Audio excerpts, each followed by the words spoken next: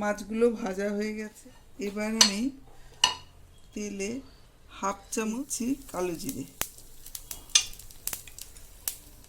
পেঁয়াজ কুচি, একটা ছোট সাইজের পেঁয়াজ আমি কুচো করে দিলাম।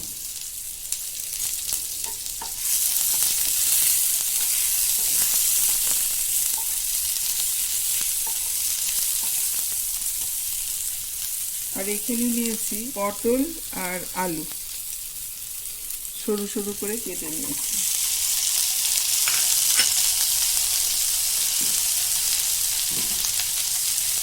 হাফ চামচ ঢাকা দিয়ে ভাজবো। ওই তেলের মধ্যেই আমি এটা ভেজে নিয়েছি, আর তেল দিইনি। এবার এখানে আমি এক চামচ জিরে আর একটা কাঁচা লঙ্কা বেটে নিয়েছি, তার মধ্যে দিয়ে দিচ্ছি এক চামচ হলুদ, একটু জল দিয়ে গুলে নিচ্ছি।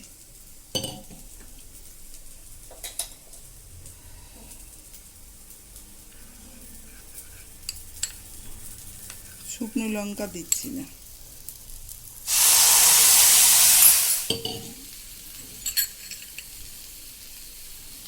বাটি ধোয়া জল দিলাম, এটা একটু কষিয়ে নিই। হাফ চামচ চিনি দিচ্ছি।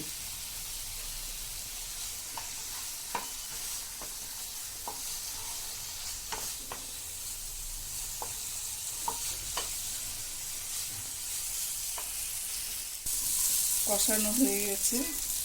এবার আমি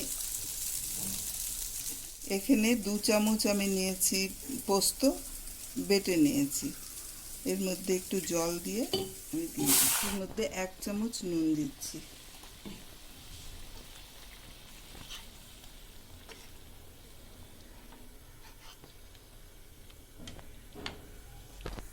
দুটো কাঁচা লঙ্কা দিচ্ছি।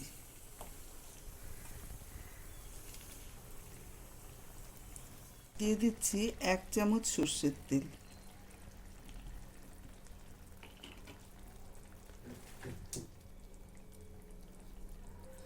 এবার মাছগুলো ছেড়ে দেব।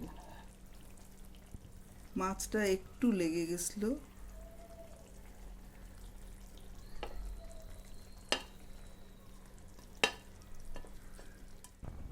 এবার ফুটে উঠলে আমি উল্টে দেব মাছগুলো। ঢাকা দিয়ে দিচ্ছি।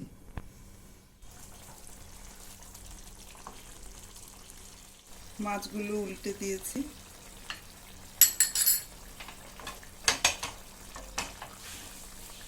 এবার গ্যাসটা অফ করে দিলাম। রান্না হয়ে গেল আমার বাটা মাছের ঝোল।